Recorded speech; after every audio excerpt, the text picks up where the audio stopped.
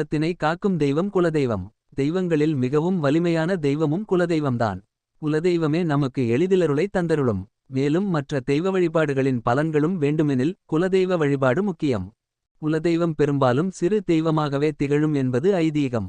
ஆனால் அதன் சக்தியை அளவிட முடியாது. சிறு தெய்வம் என்று அலட்சியப்படுத்தக்கூடாது. எமன் கூட ஒருவரது குலதெய்வத்தின் அனுமதி பெற்றுதான் உயிரை எடுக்க முடியும். குலதெய்வம் என்பது நம் முன்னோர்களில் தெய்வமாக மாறிவிட்ட புண்ணிய ஆத்மாக்கள் என்கிறார்கள் முன்னோர்கள். அந்த புனித ஆத்மாக்கள் தங்களின் குலத்தினைச் சார்ந்தவர்களை கண்ணும் கருத்துமாக பேணிக் காக்கும் வல்லமை படைத்தவர்கள். எனவேதான் அந்த தெய்வங்கள் குலதெய்வங்கள் என்று சிறப்புடன் அழைக்கப்படுகின்றன. குலதெய்வங்கள் கர்மவினைகளை நீக்க வல்லவை. யாருக்கு கர்மவினைகள் மிக அதிகமாகிருக்கிறதோ அவருக்கு குலதெய்வமே தெரியாமல் போவதும் உண்டு என்கின்றன ஞான நூல்கள். மற்ற நாட்களில் குல தெய்வத்தை வழிபடுவதை விட பெளர்ணமி தினத்தன்று விரதமிருந்து வழிபடுவதுதான் 100% பலனை பெற்றுத் தரும் என்பது முன்னோர்களின் நம்பிக்கை. மேலும் வருடத்தின் முதல் நாளன்று, அதாவது சித்திரை திருநாளின் முதல் நாளில் குலதெய்வத்திற்கு அபிஷேகம் செய்துவர குடும்பத்தில் நிம்மதி நிலைக்கும் என்பது உறுதி. பொதுவாக ஒவ்வொரு மாத பெளர்ணமிக்கும் ஒரு சிறப்பு உண்டு.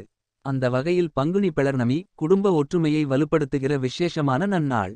எனவே அன்று குலதெய்வத்தை தேடிச் சென்று வழிபட வேண்டியது மிக அவசியம். மற்ற நாட்களில் குலதெய்வத்தை வழிபடுவதை விட பெளர்ணமி தினத்தன்று வழிபடுவதுதான் 100% பலனை பெற்று தரும்.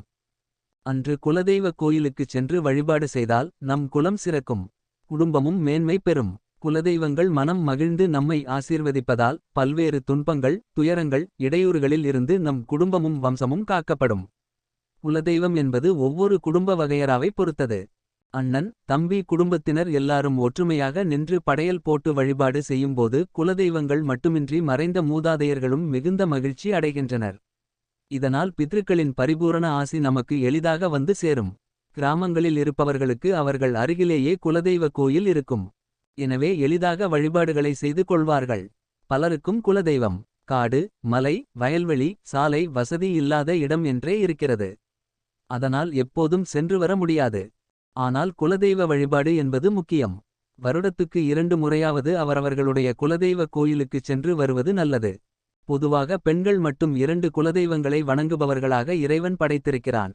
அதாவது பிறந்த வீட்டில் ஒரு தெய்வம், புகுந்த வீட்டில் ஒரு தெய்வம். திருமணத்திற்கு முன்பு பிறந்த வீட்டின் குலதெய்வத்தை வணங்குபவர்கள் திருமணம் முடிந்தவுடன் கணவன் வீட்டில் உள்ள குலதெய்வத்தை வணங்குகின்றனர். பிறந்த வீட்டின் குலதெய்வத்திற்கு வருடத்திற்கு ஒரு முறை செய்யும் வழிபாடு அவர்களை ஆண்டு முழுவதும் காப்பாற்றும். புகுந்த வீட்டில் எந்த பிரச்சினையும் சமாளிக்கக்கூடிய ஆற்றலை தரும். இதுவரை யாரும் பிறந்த வீட்டின் குலதெய்வத்திற்கு வழிபாடு செய்யாமல் இருந்தால் பிறந்த வீட்டின் குலதெய்வத்திற்கு திருவிழா காலங்களில் வழிபாட்டை மேற்கொள்ளுங்கள். ஒருவரது குலம் ஆல் போல் தழைத்து அருகு போல வேரூன்ற வேண்டுமானால் குலதெய்வ வழிபாடு மிக முக்கியம். குலதெய்வ தோஷம் இருந்தால் மற்ற தெய்வங்களின் அருள் கிடைக்காது. குலதெய்வத்தின் அனுமதி அல்லது அனுக்கிரகம் இல்லை என்றால் ஒருவர் என்னதான் சக்தி வாய்ந்த ஹோமம், யாகம் செய்தாலும் ஆலயங்களுக்கு சென்றாலும் எதிர்பார்த்த பலன் கிடைப்பது என்பது 50% தான். எனவே உங்கள் குலதெய்வத்தின் கோயிலுக்கு அடிக்கடி செல்லுங்கள். அபிஷேகாராதனைகள் செய்யுங்கள்.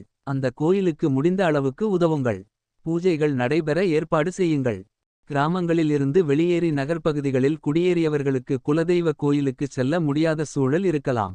அதற்காக அவர்கள் கவலைப்படத் தேவையில்லை. அதற்கு ஒரு பரிகாரம் உள்ளது.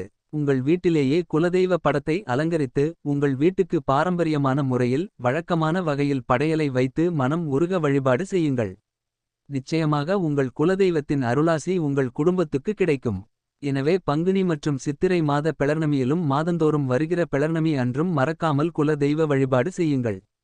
பெளர்ணமி தோறும் குலதெய்வ வழிபாட்டை செய்து வந்தால் உங்கள் வாழ்க்கையும் பெளர்ணமி முழு நிலவு போல் பிரகாசிக்கும். இது போன்ற ஆன்மீக கதைகளை தெரிந்து கொள்ள நமது சேனலை சப்ஸ்கிரைப் செய்து ஆதரவு கொடுங்கள் நண்பர்களே.